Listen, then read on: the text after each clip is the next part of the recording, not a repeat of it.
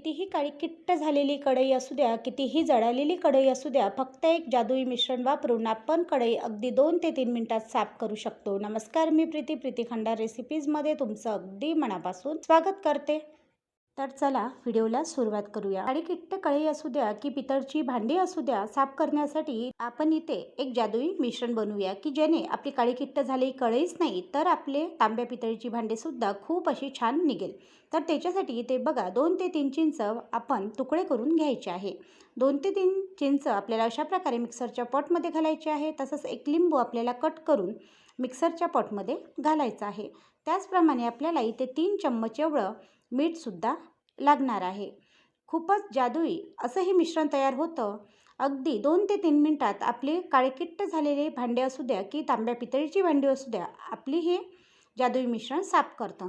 तर तुम्ही बघू शकता इथे 3 चम्मच मी मीठ घेतलेलं आहे. आता अर्धा ते पाऊण चम्मच आपल्याला इथे सॅट्रिक ॲसिड लागणार आहे, ज्याला आपण लिंबू सत्वसुद्धा म्हणतो. सर्व साहित्य मिक्सरच्या पॉटमध्ये घातल्यानंतर आपल्याला पाणी न घालता हे मिक्सरच्या पॉटमध्ये छान असं बारीक फिरवून घ्यायचं आहे.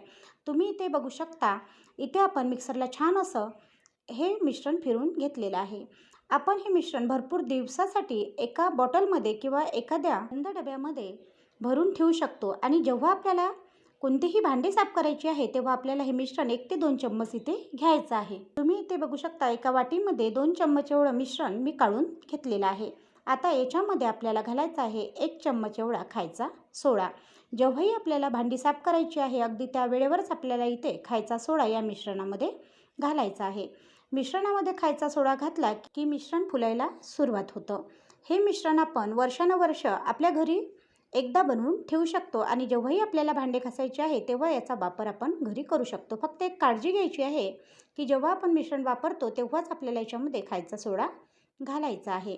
आता गॅसवर आपल्याला कढई गरम करायला ठेवायची आहे आणि अगदी 1 ते 2 ग्लास पाणी घालायचं आहे आणि एकदा या पाण्याला छान अशी उकळी आपल्याला काढून घ्यायची आहे. पाण्याला उकळी न काढताही आपण या कढईला हे मिश्रण लावू शकत होतो. पण जर आपण पाण्याला अशा प्रकारे उकळी काढून घेतली तर काय होतं की भरपूर दिवसाचा साचलेला जो मळ कढईवर असतो किंवा भरपूर दिवस आपण कढई घासून सुद्धा जे डाग निघालेले नसतात ते डाग नरम पडतात. आठवड्यातून एकदा तरी आपण कढईमध्ये पाणी घालून कढईला अशा प्रकारे उकळी आणलीच पाहिजे, जेणेकरून कढईमध्ये साचलेला जो मळ आहे किंवा कोण्या भांड्यामध्ये जर मळ साचलेला असेल तर तो अशा प्रकारे नरम पडतो. आता हे पाणी आपल्याला अशा प्रकारे काढून घ्यायचं आहे. पाणी काढून घ्यायचं आहे, कढई थंड होऊ द्यायची आहे. कढई थंड झाल्यानंतर जे आपण एक जादुई मिश्रण इथं केलेलं होतं ते मिश्रण आपल्याला अशा प्रकारे घ्यायचं आहे आणि आता हे मिश्रण आपल्याला अशा प्रकारे पूर्णतः कढईभर लावून घ्यायचं आहे. तर इथे बघू शकता मी अशा प्रकारे हे मिश्रण कढईला लावून घेत आहे. आता बघा, तुम्ही जर इथपर्यंत व्हिडिओ पाहत आला असाल, व्हिडिओला लाईक केलं नसेल तर लाईक करा. चॅनलवरती नवीन असाल, सबस्क्राईब केलं नसेल तर सबस्क्राईब करायला विसरू नका. तुम्ही इथे बघू शकता अशा प्रकारे पूर्ण कढईभर मी हे मिश्रण जे आहे ते लावून घेत आहे आणि कढईभर पूर्ण हे मिश्रण अशा प्रकारे लावल्यानंतर अगदी आपल्याला 5 मिनिटे हे कढई अशीच सोडायची आहे. आता जो पितळीचा ग्लास आहे तो सुद्धा आपल्याला इथे घ्यायचा आहे आणि त्यालासुद्धा हे जे जादुई मिश्रण आहे ते आपल्याला इथे लावून घ्यायचं आहे. मी या मिश्रणाला जादुई मिश्रण याच्यासाठी म्हणते कारण की या मिश्रणाने मी जेव्हा माझ्या घरची ही दोन्हीही भांडी घासली तेव्हा अगदी 2 ते 3 मिनिटात ही भांडी छान अशी चक्क निघाली. तुम्ही इथे बघू शकता आपण हे मिश्रण लावून ठेवलेलं आहे आणि मिश्रण लावून ठेवल्यानंतर आता इथे आपल्याला एक घासणी घ्यायची आहे. आता घासणी घ्यायची आहे आणि घासणी घेऊन आपल्याला ही कढई छान अशी घासायची आहे. आपण आपल्या देवाजवळली जेव्हा भांडी घासतो तेव्हा पितांबरीचा वापर करत असतो. पण पितांबरीचा वापर न करता जर आपण अशा प्रकारचं मिश्रण आपल्या घरी करून ठेवलं आणि जेव्हाही आपल्याला तांब्या पितळीची भांडी घासायची असेल तेव्हा आपण या मिश्रणाचा छान असा वापर करू शकता. अगदी 2 ते 3 मिनिटात तुम्ही बघू शकता मी फक्त ही घासणी जी आहे ती या कढईवरून फिरवलेली आहे आणि तुमच्या लक्षात येईल की याच्यावरचे जे डाग आहे ते पूर्णतः निघालेले आहे. आता आपल्याला थोडी अशी साबण किंवा थोडं लिक्विड जर असेल तर लिक्विड आपल्याला या घासणीला लावून घ्यायचं आहे आणि छान अशी ही जी कढई आहे ती अशा प्रकारे इथे घासून घ्यायची आहे. तुम्ही इथे बघू शकता कढई मी जशी कढई घासत आहे तसतसा याच्यावर जो साचलेला मळ आहे तो निघत आहे.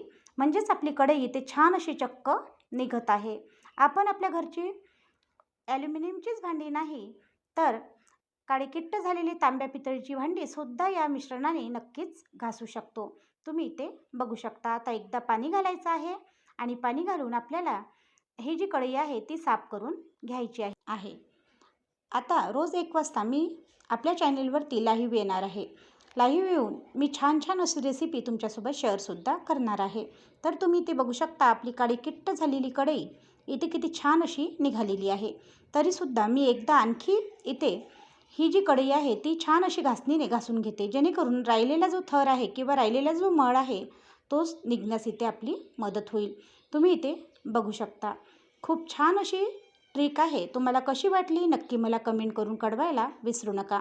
याच्या आधी कधी तुम्ही अशा प्रकारचं जादुई मिश्रण तुमच्याकडे बनवलं का ते सुद्धा मला कमेंट करून कळवायला विसरू नका. छान छान अशा टिप्ससाठी किंवा रोज नवनवीन अशा रेसिपीसाठी तुम्ही जर प्रीतिखंडार रेसिपीला सबस्क्राईब केलं नसेल तर सबस्क्राईब करायला सुद्धा विसरू नका. आणि तुम्हाला हा व्हिडिओ कसा वाटत आहे हे सुद्धा मला कमेंट करून कळवायला विसरू नका.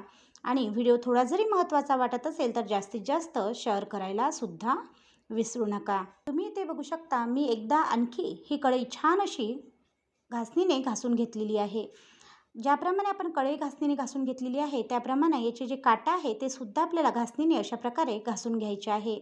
घासणीने काटं व कढई घासून घेतल्यानंतर आता आणखी एक वेळा आपण ही कढई स्वच्छ अशा पाण्याने धुवून घेऊया. पितळीचा जो ग्लास होता तो सुद्धा आपल्याला कढईप्रमाणेच छान असा घासून घ्यायचा आहे आणि स्वच्छ असा धुवून घ्यायचा आहे. तुम्ही इथे बघू शकता आपली कढई किती स्वच्छ अशी निघालेली आहे. आणि तुम्ही बघू शकता कढईवर बिलकुलच काळपट असे डाग राहिलेले नाही. कढई पांढरी शुभ्र अशी निघालेली आहे. तुम्ही कढई बघू शकता किती अशी इथे चमकत आहे. आपण ज्या जादुई मिश्रणाचा आज वापर केलेला आहे ते मिश्रण खरंच खूप असं महत्त्वाचं ठरलेलं आहे. हे मिश्रण आपण एकदा करून वर्षानुवर्ष आपल्या घरी साठवून ठेवू शकतो. आपल्याला ते मिश्रण भरणीमध्ये किंवा एखाद्या पॅकबंद डब्यामध्ये करून ठेवू शकतो. आणि करून ठेवल्यानंतर जेव्हाही आपल्याला ह्या मिश्रणाचा वापर करायचा आहे, जेव्हाही आपल्याला ही भांडे घासायची आहे, तेव्हा फक्त आपल्याला 1 ते 2 चम्मच हे मिश्रण घ्यायचं आहे आणि त्याने आपली जी भांडी आहे ती आपण नक्कीच घासू शकतो. तुम्ही इथे बघू शकता ज्याप्रमाणे आपली कढई चक्क अशी निघालेली आहे त्याप्रमाणेच आपला जो हा पितळीचा ग्लास आहे तो सुद्धा छान असा चक्क निघालेला आहे. देवाजवळली तांब्या पितळीची भांडी घासणे म्हटलं की आपल्या नाकी नऊ येतात. पण आजपासून या मिश्रणाने ते कामसुद्धा खूप असं सोपं झालं आहे. ॲल्युमिनियमची कढई साफ करण्याची किंवा पितळीची ही भांडी साफ करण्याची ही टिप्स तुम्हाला कशी वाटली कमेंट करून कळवायला विसरू नका. व्हिडिओ आवडल्यास चॅनलला लाईक, शेअर व सबस्क्राईब करायला सुद्धा विसरू नका. हा व्हिडिओ प्रत्येक गृहिणीसाठी खूप असा महत्त्वाचा ठरणार आहे, म्हणून व्हिडिओ जास्तीत जास्त शेअर करायला सुद्धा विसरू नका. धन्यवाद.